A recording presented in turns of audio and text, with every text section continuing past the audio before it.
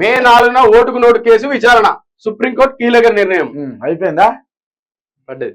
అయిపోయిందా? ఇక parliament election తర్వాత ఇక అయినట్టే, మూసుకోవాల్సిందే. ఇక ప్రజాభవన్ మూసుకోవాల్సిందే. ఆర్ఆర్ ట్యాక్స్ కూడా ఆర్ఆర్ ట్యాక్స్ మూసుకోవాల్సిందే. అయితే నిన్న ఊర్లో పోయినా కదా నేను, అడిగినా నార్మల్ గా చాయ్ బండి కాడ కూర్చొని అడిగిన, ఏమైందమ్మా మరి మీరు ఓటు ఎటేస్తున్నారు నాయన అని చెప్పేసి. ముసలోళ్ళు ఉంటారు కదా, డైరెక్ట్ గా ఆ మాట మనం అనొచ్చో లేదో గానీ, డాష్ గార్డ్ ఏం చేసిండే వచ్చిన కాడ నుంచి ఇటు కేటీఆర్ ని, అటు కవితని, ఇటు హరీష్ రావు మీద, ఇటు కేసీఆర్ మీదనే పట్టుకొని కేసులు కొట్లాడాలని తల్లాడుతాను కానీ, వచ్చిన కాడ నుంచి ఈ రాష్ట్రానికి సంబంధించి ఒక్కటంటే ఒక్క నిర్ణయం చేసిండా? నువ్వు ఎప్పుడు నేను ఓటేస్తా అని నన్ను అడుగుతున్నా. మొత్తానికైతే ఇప్పుడు రేవంత్ రెడ్డిని బీజేపీ ప్రభుత్వం వదిలిపెట్టట్లేదు. ఖచ్చితంగా ఒకవేళ బీజేపీ సంపూర్ణమైన మెజార్టీ తోటి వచ్చినా, లేదా అందరిని కలుపుకొని అధికారంలోకి వచ్చినా, మొట్టమొదట రేవంత్ రెడ్డిని జైలు ఎత్తారు. ఎందుకంటే రేవంత్ రెడ్డిని జైలు వేయంగానే ఏది రాజు లేని సైన్యం పారిపోతారు అన్నట్టు, వీళ్ళు ఇళ్ళ నుంచి అల్ల నుంచి ఇళ్ళకి పోతారు అన్నట్టు, రాజు లేని సైన్యం ఎప్పుడోసారి భయభ్రాంతులకు గురై చేతులు ఎత్తేస్తుంది, యుద్ధంలో ఓడిపోతుంది. గట్లనే ఇప్పుడు రేవంత్ రెడ్డిని తీసుకపోయి జైలు ఎత్తే ఈ ఒక్కడు కూడా అక్కడ ఉండడు. మళ్ళా జంప్ టు జిలాని వచ్చేస్తారు. బీఆర్ఎస్ ఇక బీజేపీకి పోరు. ఎందుకంటే మళ్ళీ బీజేపీ వస్తే విచలవిడితనం అవుతుందని లోకల్ నాయకత్వాన్ని నమ్మాలనుకుని మళ్ళీ కేసీఆర్ దగ్గరికి వస్తారు. గదేని అర్థంది. కేసీఆర్ కున్న ధీమా ఏంటంటే ఓటుకు నోటు కేసే మళ్ళా రేవంత్ రెడ్డిని కింద పడేస్తుంది, రేవంత్ రెడ్డిని తీసుకపోయి జైలు ఎత్తది. ఇది కనుక గట్టిగా పట్టుకొని, ఇప్పుడు ఇక్కడ వార్త పడ్డది కానీ మే 14 తర్వాత కనుక దీన్ని గట్టిగా పట్టుకుంటే రేవంత్ రెడ్డి జైలుకే. రేవంత్ రెడ్డి జైలుకి పోయిందంటే కాంగ్రెస్ ప్రభుత్వం పడిపోతుంది. అన్ని సాక్ష్యాధారాలు ఏది కొన ఊపిరితో కొట్లాడుతుంది ఇప్పుడు రేవంత్ రెడ్డి ప్రభుత్వం. 65 మంది అయిన్లు ఎవరితోటి, ఆయన మొన్న పోయిన దానం నాగేందర్ తోటి.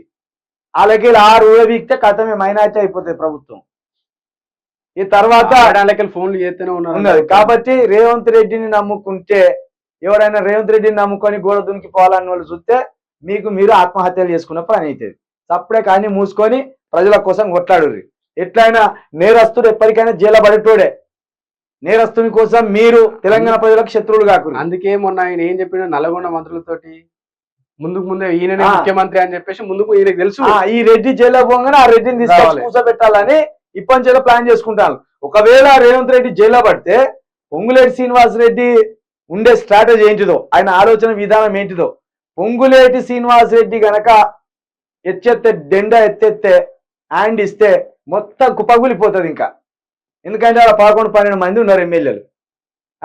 ఆ 12 మంది ఎమ్మెల్యేలు సహకరిస్తేనే కాంగ్రెస్ ప్రభుత్వం ఉంటుంది. రేవంత్ రెడ్డి జైల్లో పడితే ఆ 12 మంది సహకరించలేదు అనుకో ఆగమైపోతుంది. ఆ 12 మంది ఉన్న బీజేపీకి 8 మంది, ఎంఐఎంకి 7 మంది. ఇవన్నీ కలుపుకుంటే కేసీఆర్ ముఖ్యమంత్రి కాడు, ఖచ్చితంగా అల్కగా అవుతాడు. అదే ఆయన స్ట్రాటజీ, అదే ఒక స్ట్రాటజీ ఉన్నది.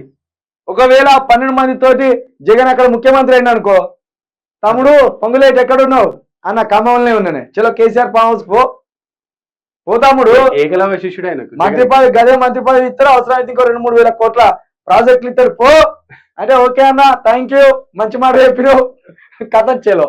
వారం రోజులు మీడియా ముందుకు రాకుండా చేస్తే అయిపోయా. తెలంగాణ బలంగా ఉంటే అయిపోయా. ఇప్పుడు తెలంగాణ మనకు స్థిరంగా ఉండాలి. అదే వాస్తవం. ఎవడెక్కడ పోయినా మనకు అవసరం లేదు.